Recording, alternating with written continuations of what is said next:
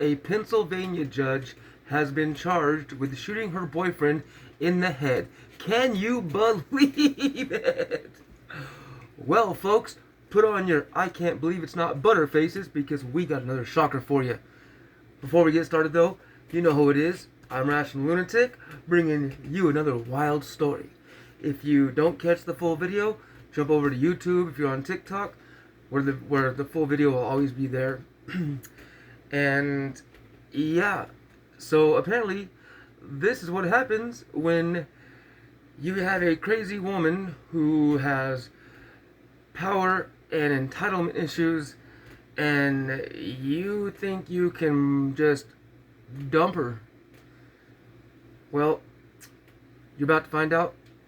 It's not so easy sometimes because some people just do not take no for an answer.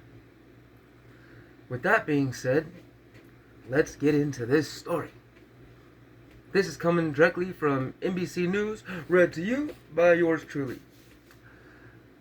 A Pennsylvania judge has been charged with shooting her ex-boyfriend in the head, tried convincing victim he shot himself, police say. Wow, I mean, there's a spin on things, huh? It's a good start. Good head to a good story, I guess. The victim, Michael McCoy, had attempted to end his relationship with Magistrate District Judge Sonia McKnight, according to a probable cause affidavit.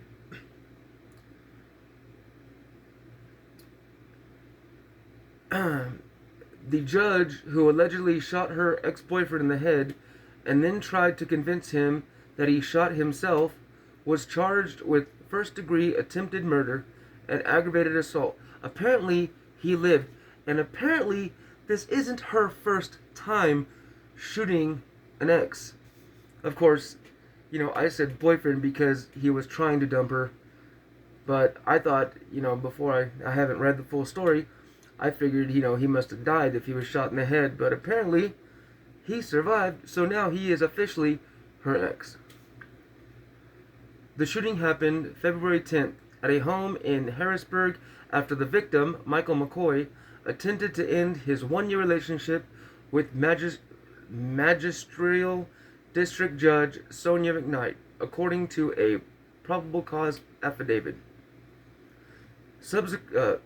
Susquehanna, that's a hell of a name for a town. Susquehanna Township Police said McKnight called 911 to report that her boyfriend could not see and requested an ambulance come to the home. So she shot him in the head. I guess she was going to claim it was suicide. Maybe that she dumped him and he just couldn't take the heartbreak of losing her because she's such a wonderful woman. But he didn't die, so she figured, well, I can't shoot him a second time because who commits suicide by shooting themselves twice? So then she's like, well, my only option now is to call 911 and hope to God I can convince him and them that, he did this to himself. The poor man has issues. He is mental. You guys need to take him to a hospital and then a mental facility and get him the help he needs because I just can't give it to him. I tried. He's still breathing. Please help him because I can't. All right. Okay, so he could not see, request an ambulance to come to the home. McKnight told the dispatcher that she did not know what happened because she was sleeping and woke up to him screaming, the affidavit states. Okay, well, my assumption was way off. During an investigation, police say they learned that McCoy had tried numerous times to break up with McKnight. How do you try and don't succeed? It's, we're done. If you live with them, I don't live here anymore, or you don't live here anymore, and then you take the not necessary, steps to remove them from your lives, your house, or remove yourself from their house, however you want to do it. But how do you try? I mean, what kind of failure do you have to be to fail at dumping somebody. I've never understood that, but that's just me. Let me know what you think in the comments. During the investigation, police say that, I read that part, tried to break up with her numerous times. The affidavit states that at one point he took his key from McKnight, but she used a spare to enter his home while he was at work. Oh, okay. So, I mean, yeah. So then you get restraining orders. Then you get an eviction notice. If she's been living there, she probably has the whole rights of a tenant thing where you have to give them a 30-day. But I think under like some circumstances, or extreme circumstances, or somehow you can do like you have a week to move. What is it called? An eviction notice type deal. I don't know too much about it, but if anybody out there is like knows real estate or knows the laws a little more than I do as far as property management, let me know how that works. Because yeah, I know, I'm pretty sure there's a way to get someone evicted a lot sooner than 30 days. But I see his issue now. At least I somewhat understand. So she used the spare, entered the home while he was at work. On the evening of February 9th, McCoy told detectives that he came home from work and found McKnight sitting on his couch in pajamas. McCoy left the home to go to a local bar, the affidavit says. Well, if I gotta sleep next to her, I might as well be drunk. Things were tense when McCoy returned home, according to the affidavit. And McKnight asked if they could talk, but McCoy did not want to talk. McCoy told McKnight that he would enlist the help of her mother to get her out of his home.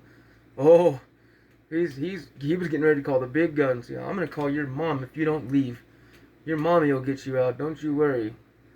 I mean, even a judge will bow to her mommy. Quote, at this point, Sonia McKnight responds, "Oh, you're serious?" Michael McCoy stated that it was like she finally understood that it was over. The affidavit says, "Oh, you're serious?" No, me telling you it was over, taking my key back, you having to break in with the spare, that didn't let you know it was over? I mean, what else? Change locks, eviction notice, is that what it takes till you finally realize, gee, I think he's serious?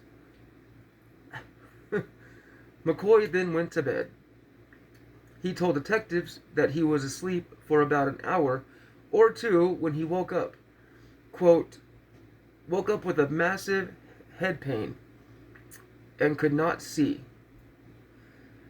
Quote, he began screaming and he hears Sonia McKnight say, "Mike, what did you do to yourself?" The affidavit says.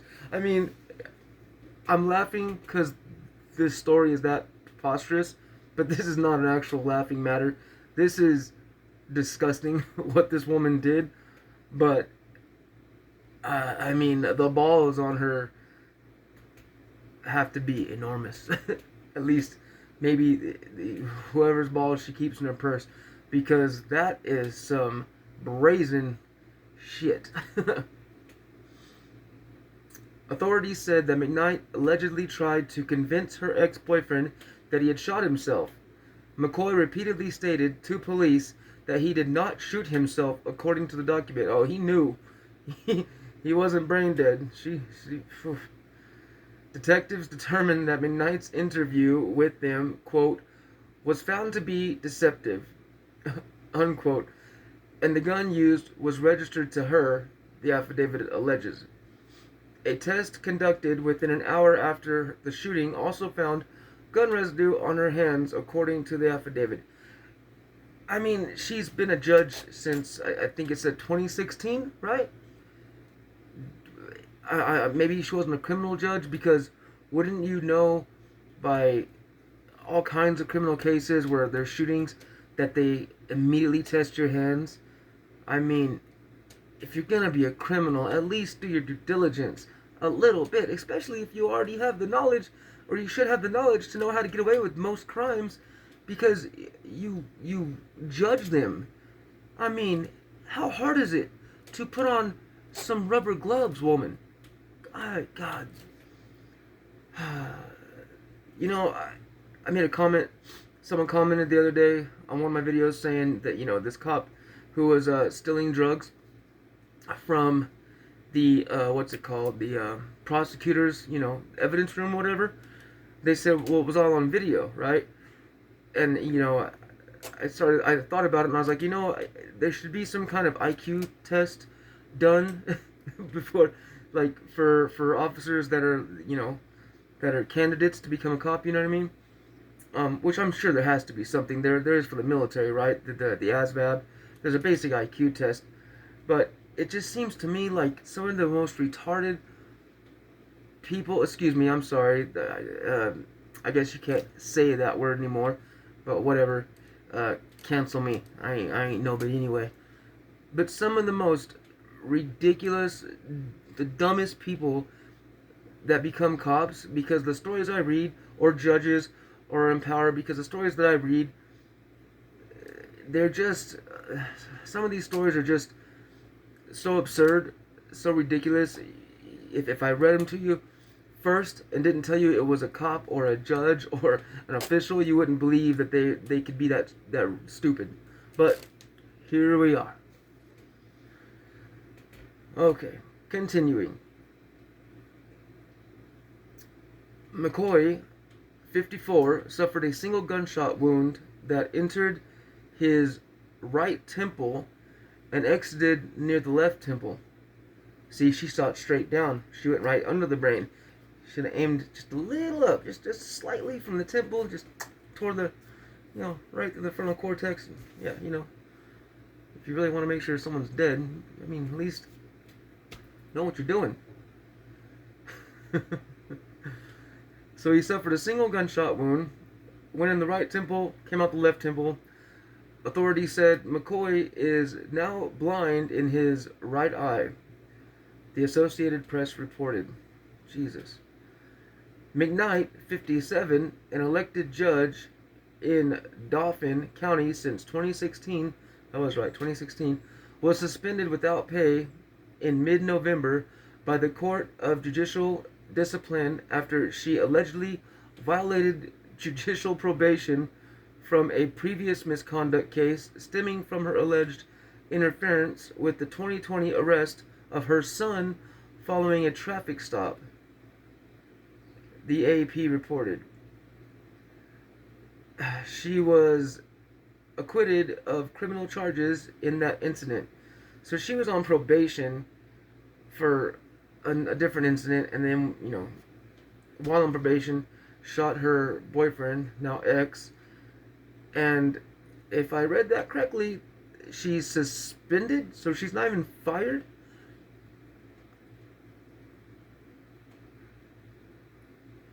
I mean, I want to say something, I just don't know what to say, so I'll just continue to read, I guess. McKnight was also previously charged with shooting her estranged husband in 2019 after she allegedly invited him over to her home to help her move furniture, according to pinlive.com. She was not charged in the case after it was ruled to be self-defense. Yeah, I think they need to review that case again, because knowing what we know now about this woman, I highly doubt that was self-defense. That sounds like premeditated attempted murder is what it sounds like to me with her ex-husband. She invited him over to help her move furniture. He came over to help his ex-wife out of the, what I would suggest to be the goodness of his own heart. And then she claims, what, he attacked her and she had a gun in reach somewhere, somehow, and shot him. Huh.